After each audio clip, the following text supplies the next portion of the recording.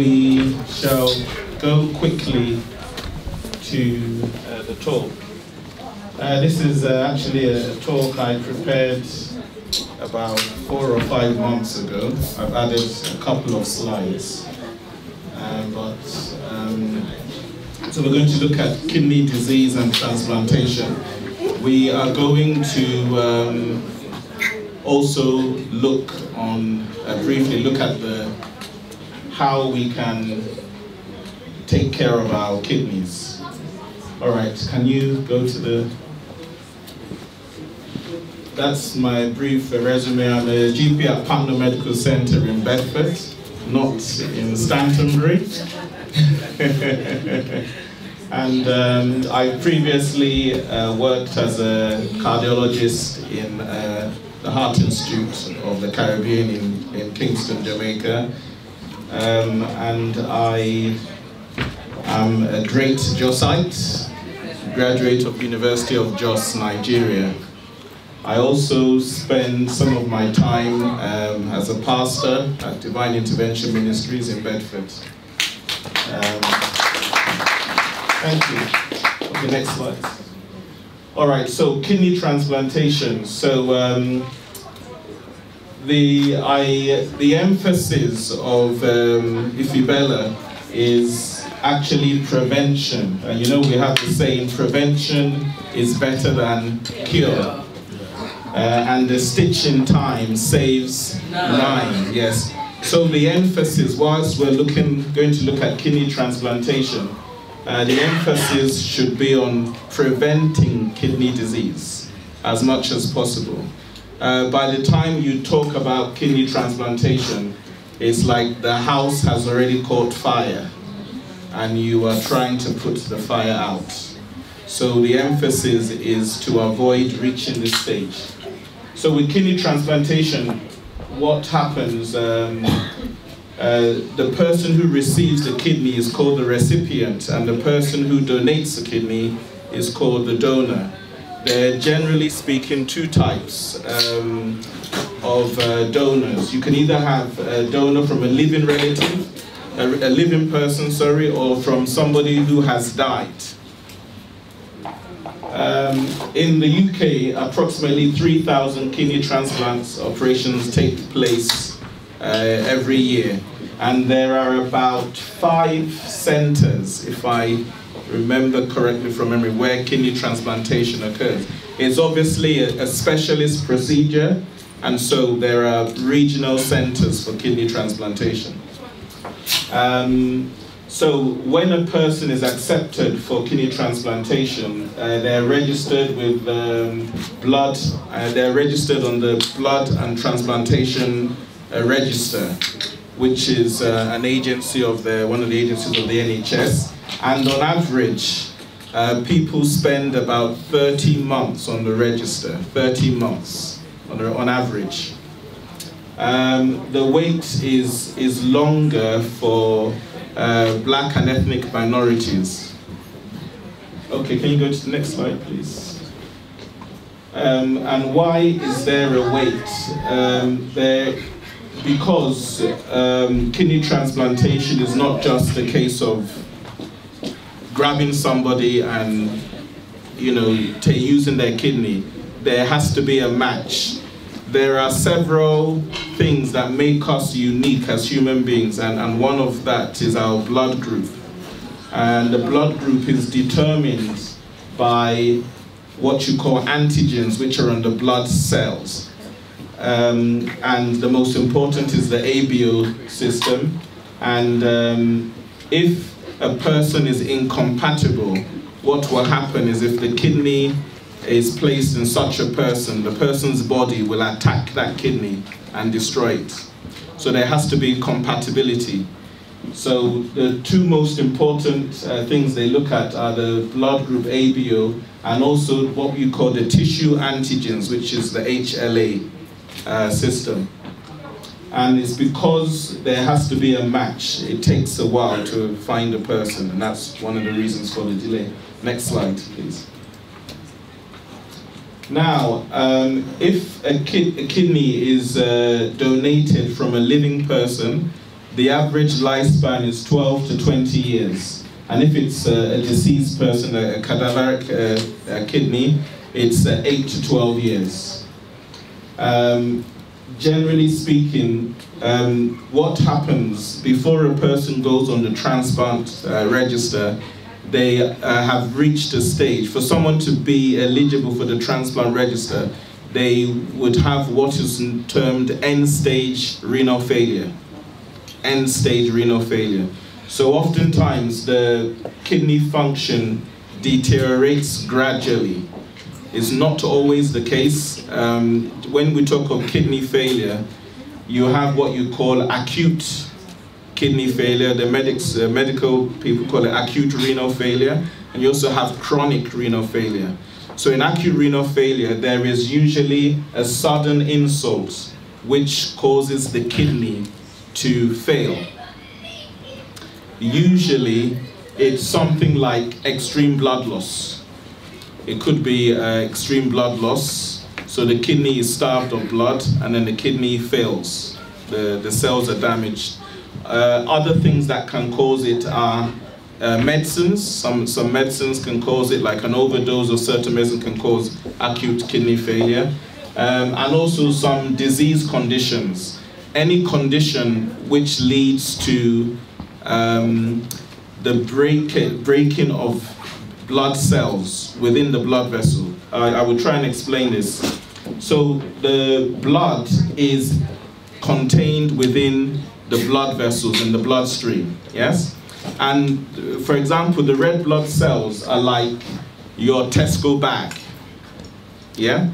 So blood is, when you look at it under the microscope, it contains cells which are particulate. They are particulate matter, yes? Within fluid. So you've got the blood cells and you've got the fluid, which is known as the plasma, yeah? So red blood cells, for example, almost like a bag full of water, yeah? So the contents of the red blood cell are oftentimes and in most cases at a higher concentration. So it's like, okay, you know, like these balloons. If you fill a balloon with water and then you put it inside a bath full of water, you understand, yeah? Or maybe what we should say is, if you put a lot of salt in the balloon, in the water in the balloon, then you put it in the bath which has water, the concentration of salt in the balloon is higher than that in the water. You understand? Yeah? So that's what the red blood cell is like. So there's some chemicals like potassium, for example, one of the chemicals, its concentration is much higher in the red blood cell than it is in the fluid of the blood, the plasma. Now, so if the red blood cell is destroyed, it bursts. So it releases its contents into the bloodstream. And that now has to be filtered by the kidney, yeah? And some of the contents can now damage the kidney because it's at a much higher concentration. So this is what used to happen, and this is why malaria can be dangerous.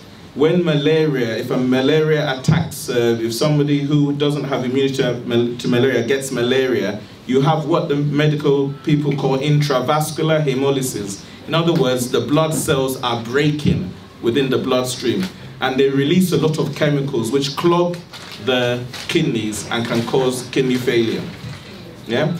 Another thing that can cause that, these are big terms, I will try and explain them, is what a condition called rhabdomyolysis. Rhabdomyolysis is when the muscles break down. Oftentimes, it was first seen in the First World War, when soldiers were subjected to traumatic injuries, loss of limb, the muscles are destroyed, and that releases a lot of proteins. There's some proteins called myoglobin, which is found in the muscle, and that can actually clog up the kidneys and cause failure. Yeah? So when that happens, the kidneys is a cause of acute kidney failure. So what the doctors will now do is they will put a person on dialysis, hemodialysis or dialysis. They will filter the blood to take over the function of the kidney. until the kidney recovers. Yes? So generally speaking, the younger a person is, the more likely they are able to survive and the kidney will recover. Yeah? As a person gets older, the kidneys are less robust, and oftentimes they never recover fully. That's acute kidney failure. Chronic renal failure is the kidney function generally deteriorates over time. And things like diabetes. Diabetes is the commonest cause of chronic renal failure worldwide. Yeah? A second cause is hypertension, high blood pressure, especially when it is untreated. That causes chronic renal failure over time. Yes? And that's why the doctors monitor the kidney function. Yeah? So generally, most people, so when they reach what we call end-stage renal failure, that's the kidneys are on the last, literally on their last legs. So they now go on dialysis. There are generally two types of dialysis. When we say dialysis, what happens is they have a machine which takes over the job of the kidney. So that machine now does the job of the kidney, which is filters the blood. Most people, in fact, dialysis, the regime is a person has dialysis 3 times a week. 3 times a week. So you can see it is a serious burden on the person. The person cannot travel because they need to have dialysis 3 times a week. Yeah? It's a serious drain on any health system. Some people have what we call peritoneal dialysis. And in peritoneal dialysis, they put a chemical into the peritoneal cavity, which is in the stomach, and they filter the blood through there. But the risk of infections and things like that are very high. So it's not something that is done usually for long. What are the risks of transplantation? Even when a kidney is transplanted, that doesn't mean that it's all, business as usual. There are certain complications or problems that can occur with the operation. Things like there might be rejection or generally failure of the transplanted kidney. You can have bleeding, you can have a blood clot in the vessels which supply the kidney. That can cause problem. You can have failure due to the original disease. So let's say a person has poorly controlled diabetes, and they get to the stage where they need a kidney transplant. That, the fact that they have a new kidney doesn't mean that the diabetes goes away. Yeah? So if that problem is still there, it can cause failure in the transplanted kidney. Similarly, they can develop a new disease. That kidney is not immune. The transplanted kidney is not immune. So person can develop a new disease. So these are all risks. Next slide, please. Zemeka, isn't it? Yeah? I do apologize. I remembered Winnie, if I didn't. So what are the survival rates? So in each case, the survival rate is better for a living donor. So if the kidney is taken from a living person. So 1 year survival rate, about 90 to 95%. So out of every 100, 90 people will survive, the kidney is functioning. If it's a cadaver, deceased cadaver donor, it drops by about 10%, 80 to 85. And there you see it. So at 15 years, the survival rate is about 2 in 3 and 50% in living and deceased, respectively. Okay, can you, Obi, please? So generally, what medication do people, who are who have received kidney transplants have? So generally, they have steroids, corticosteroids. The problem with corticosteroids is that they can cause hypertension and they can cause diabetes themselves, steroids, yeah? They also have a host of other medication which are called immunosuppressants. And what they do, they suppress the body's ability to reject the transplanted kidney. Yeah? So you have quite a few of the mycophenolates that can cause bowel problems like diarrhea. You have tacrolimus, which causes hypertension, sirolimus, which can cause anemia, azathioprine, which causes suppression of the blood cells, the bone marrow, and cyclosporin, which causes hypertension. So people who have these medications need blood tests regularly to make sure, and they need blood checks regularly just to make sure that the medication that is keeping the kidney working is not causing problems in the body. So you see, it is better avoided. And these medicines are very expensive. Yes, that's why we thank God for something like the NHS. You can imagine somebody where there's no free healthcare buying these medicines. And you have to remember, I don't know a figure, I don't know if there's any pharmacist here, but I think 80% of the medicines they use in sub-Saharan Africa are not produced in the countries. So and these are very expensive medications. So a lot of people die because they can't afford the medication. Okay, next slide please, Obi.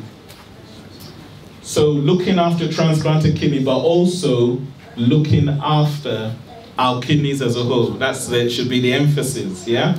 Obviously, if someone has a transplanted kidney, they need to take their medication, yeah? But they also need to watch their diet, and they need to take regular exercise. Okay, next slide. So, how do we prevent kidney disease? So, commonest causes of kidney problems, definitely in worldwide, is diabetes. Diabetes, that's the commonest, followed by hypertension. So if a person has hypertension, and this is something that, and maybe I should take a few minutes, you see, when hypertension increases the risk of heart disease, it increases the risk of stroke, it increases the risk of kidney disease, yeah? And the problem is hypertension is largely asymptomatic. In other words, it doesn't cause any symptoms until it has caused damage. Oftentimes irreversible damage. So oftentimes people with hypertension do not take their medicines because it doesn't cause pain or anything like that. And by the time it starts causing symptoms, oftentimes the organ, the end organ has failed. And it's very easy to understand. So hypertension, so the blood pressure is the resistance in the blood vessel, yeah, that the heart has to pump against to expel blood. Are we understanding? So in other words, you remember your hose pipe, yeah, the hose pipe? You fill it with water when you were a child and you were asked to wash the car and you want to play around with the hose pipe. So you want to hit your friend who's over there. What do? You squeeze it, isn't it? When you reduce the size of the lumen of the hose pipe, the velocity increases and it goes further, yeah? So hypertension is there is increased pressure within the blood vessel, yeah? Now you have to remember that blood vessel ends in the brain. That blood vessel ends in the kidney, yeah? So if the heart has to generate more force to pump that blood, push that blood to the organ, that blood is going to hit the organ with a greater force. Are we understanding? Yeah? And that constant hitting over time is what damages the organ. And it's called end organ damage. So the end organ can be the brain, it can be the kidney, yeah? And that increased pressure causes some changes within the blood vessels itself. So the blood vessels harden. That's what increases the risk of stroke. And for the heart, remember, the heart has to generate more force to overcome the resistance of the high blood pressure. Yeah? So if you now go to the gym, yeah? If you go to the gym and you start pumping weights, what happens to your muscles? It gets what? bigger. Is that not so? Yeah. So because the heart has to generate more force to pump blood against the greater resistance, the heart muscle gets what? Bigger. And over time, that heart muscle can fail because the blood vessel supplying the heart doesn't get bigger, but the muscle does. So over time, it can lead to heart attacks. Yeah. So hypertension is not something that should be joked with. It's not something that should be joked with. Yeah. So people who have hypertension should have at least a yearly review. Yeah. And what they do when you have the yearly review, they will check the blood pressure. Yeah. Some of us, you don't take your medicine, but oh, I'm going to see my doctor, I'm going to see the nurse in 2 weeks' time. You start taking your medicine. So when when you get there, yeah. But as we say back home, you're doing yourself. Yes. Yeah. Diabetes also a yearly review. Diabetes, and we're going to spend some time in this. How much time do I have left? Okay, we're going to spend some time in these two. So with hypertension, so that's why the doctors, they will check your blood pressure, and then they will do what? A blood test. That blood test is to make sure the kidneys are still working. Yeah? They will also, oftentimes, they would get a urine specimen, yeah? And they would check it for blood. They would check it for protein. Because the presence of blood and protein in the urine, and the blood is what we call microscopic hematuria. So it's not something that is visible to the naked eye, yeah? So the presence of microscopic hematuria or protein is a warning that the kidneys are failing. Yeah? So that's why when they say bring the urine sample, take the urine sample. Don't say, I forgot. It's not, yeah? Take it, it's very important, yeah? So diabetes is, as I said, it is the commonest cause. If you go to a dialysis ward, if you go to the transplant list, you can guarantee yourself about 60%, if not more, of the people on that list have diabetes. That's how serious diabetes is. And diabetes is easy to prevent. It is easy to prevent, but it takes a lot of self-discipline. Yeah? And we're going to spend some time on that. Another common cause of kidney disease is what is called adult polycystic kidney disease. Now, adult polycystic kidney disease is a hereditary condition. In other words, it is transferred, it is inherited, yeah? And it is what we call autosomal dominant. In other words, if a parent has it, they are likely to transfer it to the child, yeah? So that's another cause, yeah? So people who have no health issues, you should still go for health checks. After the age of 40, you'll be called for an NHS health check every 5 years. People who are 25, 39, just be interested in maintaining a healthy lifestyle and healthy habits, yeah? Healthy habits so that when you're older, it's natural, it comes naturally. Obi, let's crack on. Thank you. So what do they do? So when a person is found to have kidney disease, so there's what is called chronic kidney disease. And this is basically a way in which doctors monitor kidney function. Yeah? So remember, the job of the kidneys is to filter blood. Yes? So the doctors, we look at something called the GFR, the glomerular filtration rate.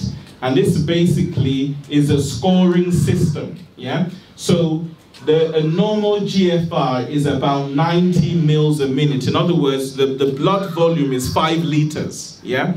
And what the kidneys do, every minute, they filter about sorry, let me get this there, about 2%. Just forgive my maths. It's 100 over 5,000, so that's what? That's 1 over 50, yeah, 2%.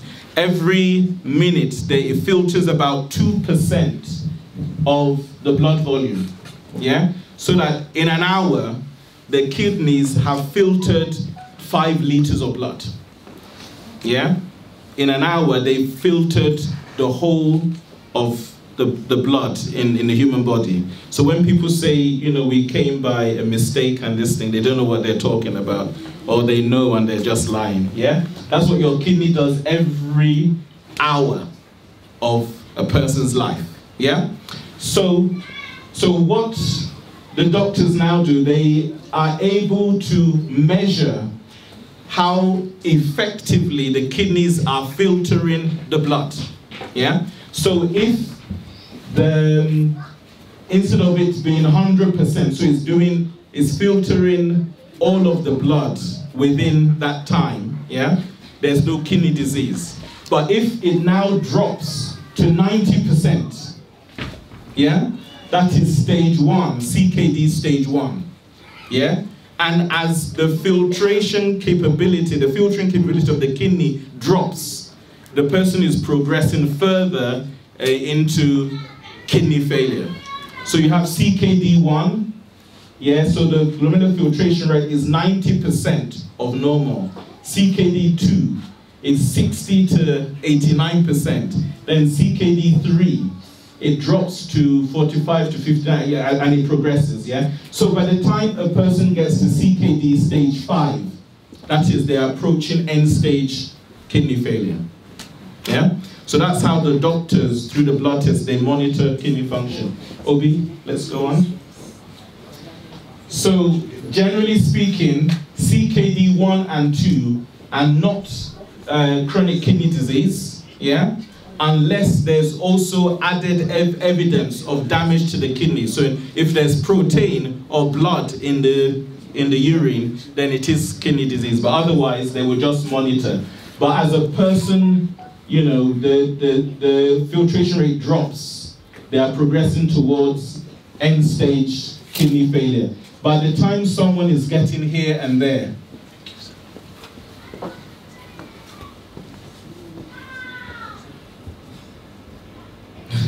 okay, let me just, give me 5 minutes, I'll try and finish. Yeah, is that okay? Let me, okay. Can I just ask any questions before we go on? Any questions? I'll take 1 or 2 questions. Yes. Actually, my question is, a lady walked into the office last week ago, and she said she came from Nigeria. She was having a kidney failure, and she's on dialysis. And she said normally she was okay, nothing happened to her. She was held and healthy. She just walked to hospital, and they called her when she was at work, and they said she should come, and she walked to hospital with her legs normally. She wasn't having any kidney failure, no anything. And okay, thank you very much. They called her to come to the office. So what's your question? So my question now is that she was held and healthy when she went to the hospital. But after the operation, she lost all her organs. Yeah. She lost both heart, she lost all the organs, yeah, except the kidney. The kidney was one that didn't recover. Okay. Yeah. So what happened there? So what happened? I don't know. My question now is, why is it that somebody who was okay went to the hospital and came out with kidney? Okay. How old was this lady approximately? Can it be happening? Mid-30s. Yeah, so what's likely happened? Remember I said acute kidney failure, yeah? So one of the common causes of acute kidney failure is blood loss. I mentioned that, yeah? If a person loses a lot of blood, the blood pressure drops, and the blood pressure can no longer, so the force of the blood pressure can no longer supply the kidneys, so it causes kidney damage, yeah? Most of the times, it recovers, especially if the person is young. I remember saying this. But oftentimes, especially if there's some underlying problem with the kidney, it may not recover. Yeah. So that's what happens. That's what you call acute renal failure. Often, acute renal failure can cause kidney failure, end-stage kidney failure. It's not that common, but it can happen. Yeah, because you said the other organs recovered. Yes. Yeah, but the that's and it could be the kidneys were already damaged. Give me 5 minutes, we'll finish. Yeah. Obi, crack on, please. Kidney and diet. Okay, that's just a joke. This dish is totally potassium free because there's nothing there on the. Okay, move on. Okay, when you're talking about the diet and kidney disease, people with kidney disease, what they need to watch is their sodium intake. Salt. Sodium is salt, table salt, yeah? Very important. And also potassium, yeah?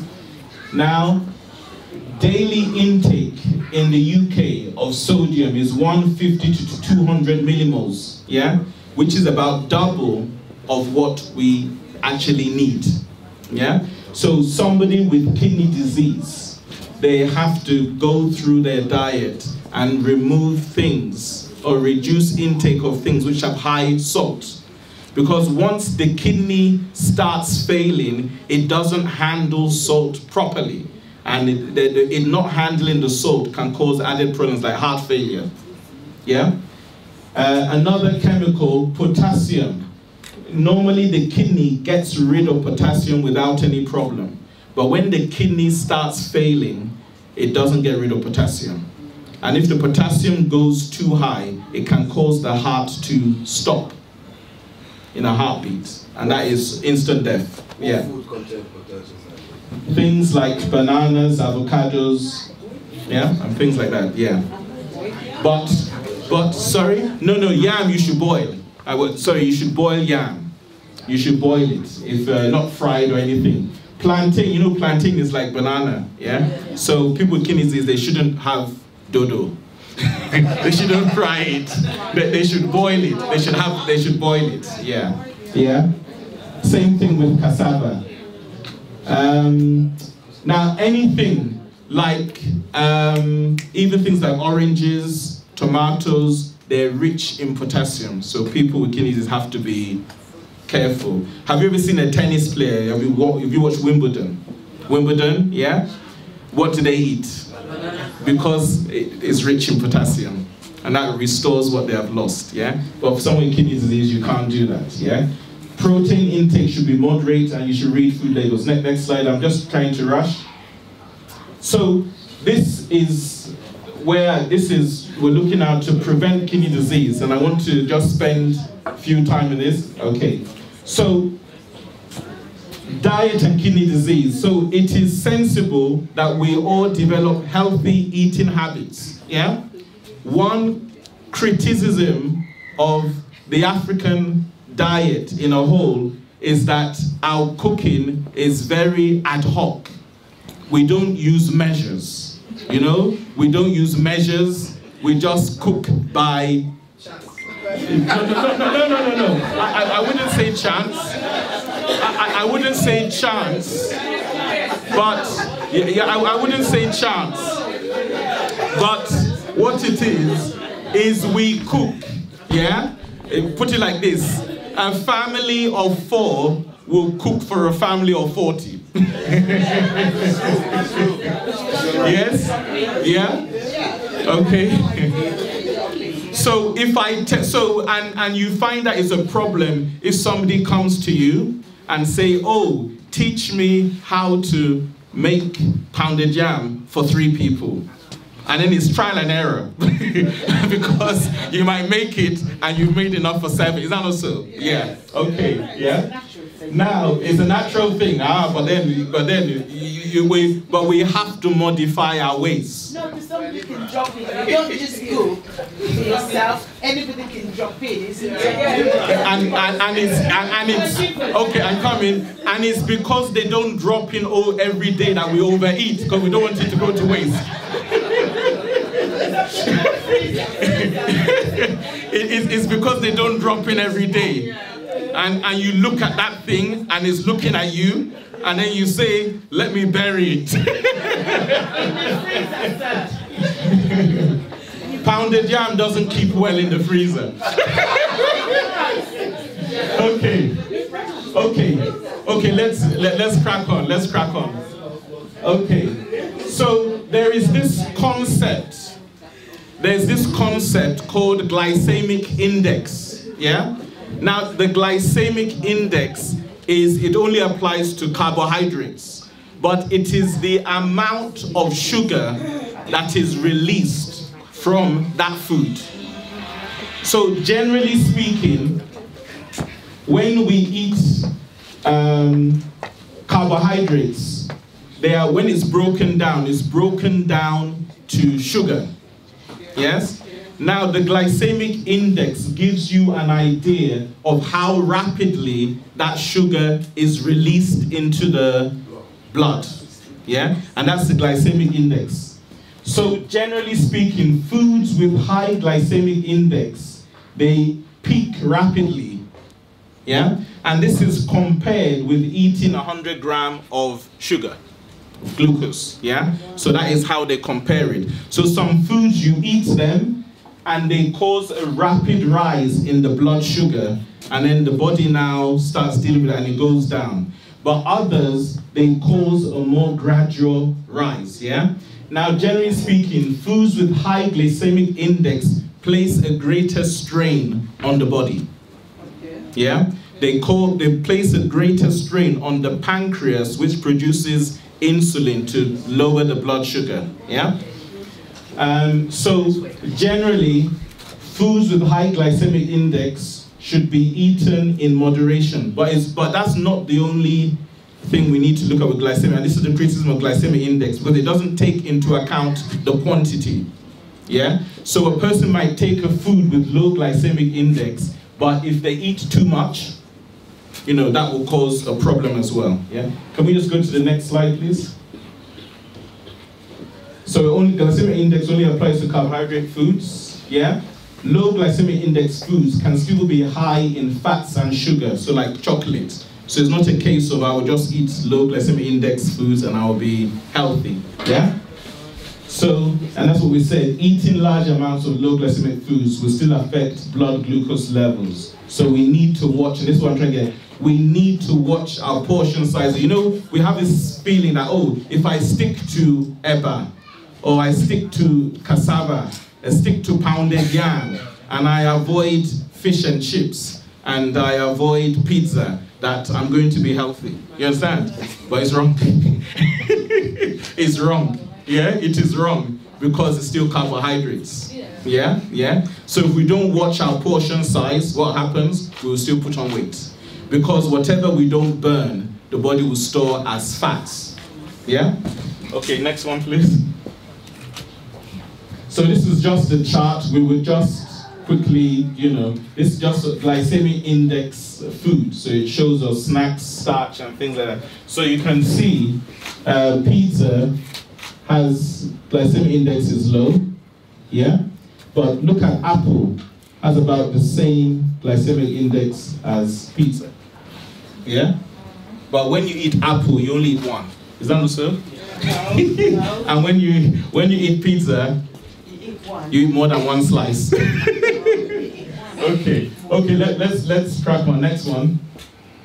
Oh, so can we go back there, please? Just go back there. And I just wanted to make, so something like dates, very high glycemic index, yeah? So it's not just the food. So you can't say, oh, because I only eat fruit, I'm healthy. We have to look at the type of fruit you eat, yeah?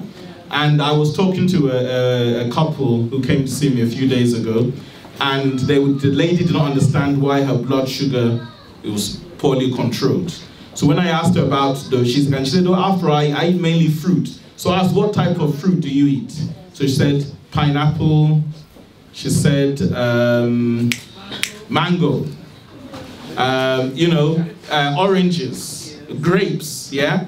These fruits, any tropical fruit usually has very high sugar, yeah? That's why it's sweet.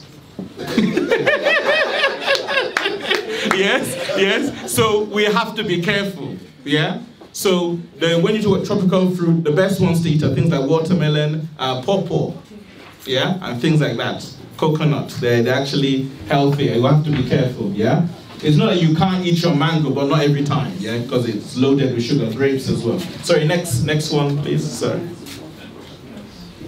Next slide, please.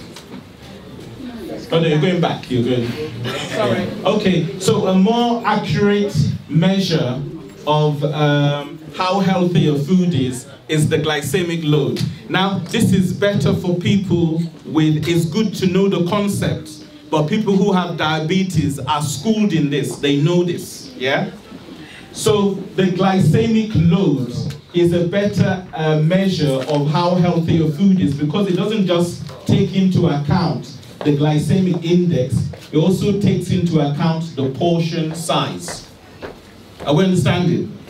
It also takes into account the portion size. So because you can have a low glycemic index food, but if you're eating massive portions, you're still going to, you're overdoing it. You're going to raise your blood sugar, yeah? So glycemic load, people who have diabetes are schooled. Does anyone know, has anyone been told about glycemic load? No? Yes. Wow, okay. Okay, next slide, please. Okay, so this is something I got from a diabetes site in Sydney, in Australia, yeah? This just gives an example. Those of us who got F9 in maths, this is your time to shine. So this, I'm just giving an example. I'm trying to say mathematics is important, children, yeah? Okay. So this man, Jim, yeah? He has enough white rice to make 130 grams when cooked. So that is the amount of rice. If he cooks, it will produce 130 grams. And that contains 40 grams of carbohydrate. Yeah? Okay? White rice has a glycemic index of 85. Yeah? He also has enough couscous to make 200 grams of couscous, which is much more than 130, is it not? Yeah? Yes. But couscous has a glycemic index. It provides 45 grams of carbohydrate. It has a glycemic index of 60. Yeah? So if you look at these two, which one would be healthier, the couscous or the rice? Why? Because of the glycemic index. Yeah. But look at the amount. 200, yeah? Anyway, you're right. So when you see the amount of rice it produces 40, yeah? It has 40 grams, yeah? It's only 130 grams, yeah? Meanwhile, the couscous is what, 200 grams. So the temptation is, oh, this is smaller. So this is healthier, isn't it? It's less, yeah?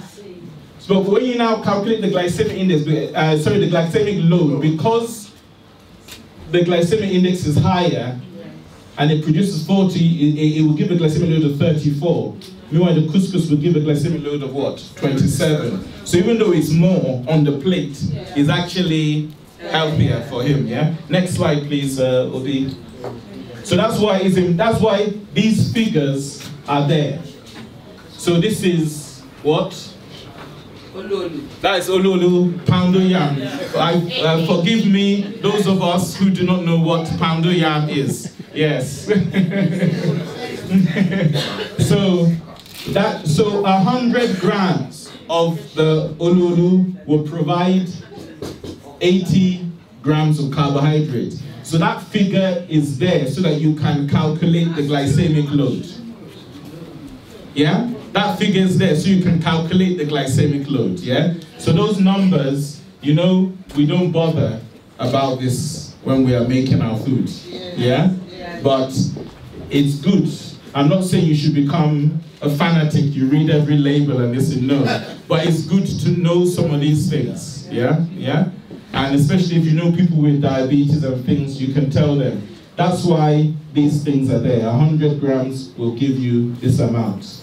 100 grams will give you that amount. They have the color labeling, so when it goes to amber or red, that means it exceeds the recommended daily. But that's what those labels are there for.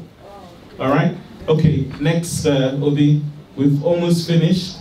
And this is, I just pulled this because this is taken from, this is somebody in the Adekunle Ajasin University, which is a university in Nigeria. So he looked at the glycemic index and the glycemic load of local pounded yam compared with instant pounded yam, yeah?